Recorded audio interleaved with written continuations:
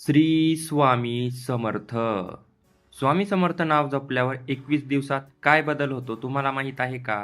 नसेल माहीत तर आज मी तुम्हाला सांगतो.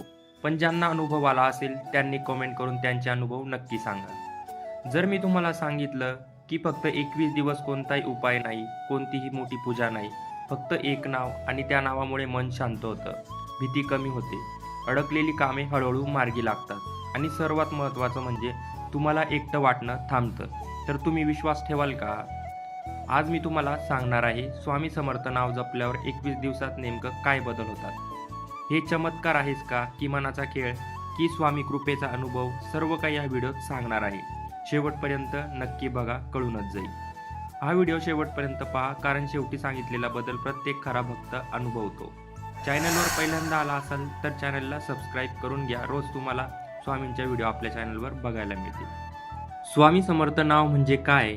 ओम श्री स्वामी समर्थ हे फक्त शब्द नाही, हे नाव म्हणजे आधार, संरक्षण, मार्गदर्शन आणि संकटातली ढाल. स्वामी समर्थ म्हणतात, मी नावात आहे, जो नावाला धरतो त्याला मी सोडत नाही.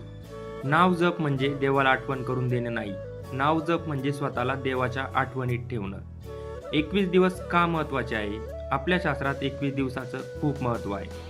21 दिवसात मन नवीन सवय स्वीकारतं, विचारांची दिशा बदलते, नकारात्मकतेची पकड सैल होते. जेव्हा तुम्ही रोज एकाच नावाचा जप करता तेव्हा मन हळूहळू त्या नावाशी जोडलं जातं आणि जेव्हा मन जोडतं तेव्हा कृपा आपोआप उतरते.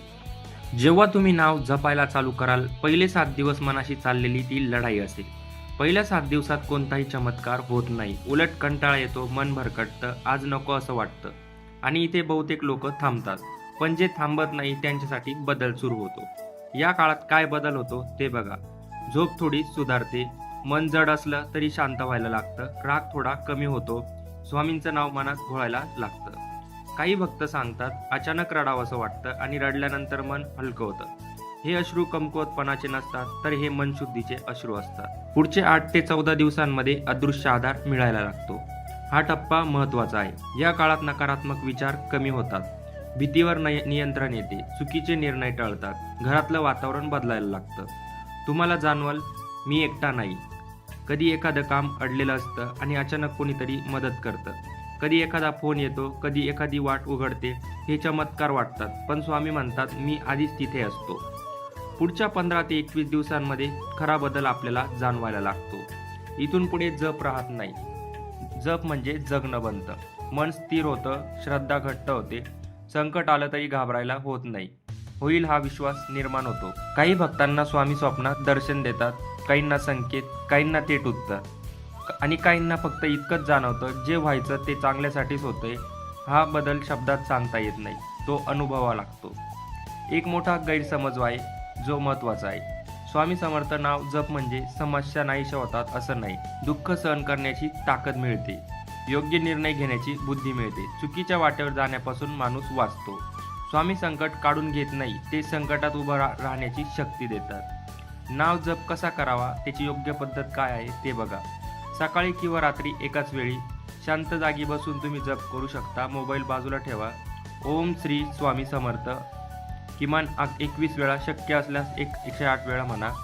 सलग 21 दिवस खंड नाही पाडायचा.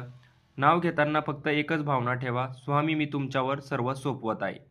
खरे अनुभव एका भक्ताने सांगितलं, नोकरी जात होती, नाव जप सुरू केला, 18व्या दिवशी नवीन संधी मिळाली.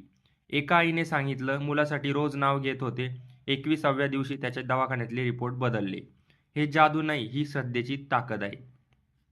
स्वामी का उशीर करतात? कारण स्वामी वेळ पाहत नाही, ते तयारी पाहतात. आपलं मन तयार झालं की कृपा ओघाने येते.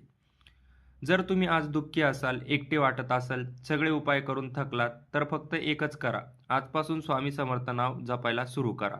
21 दिवस, न प्रश्न न अट, आणि मग पहा स्वामी कसं आयुष्य बदलतात. जर तुम्ही आजपासून 21 दिवस नाव जप सुरू करत असाल तर कमेंटमध्ये श्री स्वामी समर्थ लिहायला विसरू नका आणि त्या प्रत्येक व्यक्तीपर्यंत पोहोचवा ज्याला आज स्वामींच्या आधाराची गरज आहे. स्वामी समर्थ हा ऐकायला कधीच उशीर करत नाही.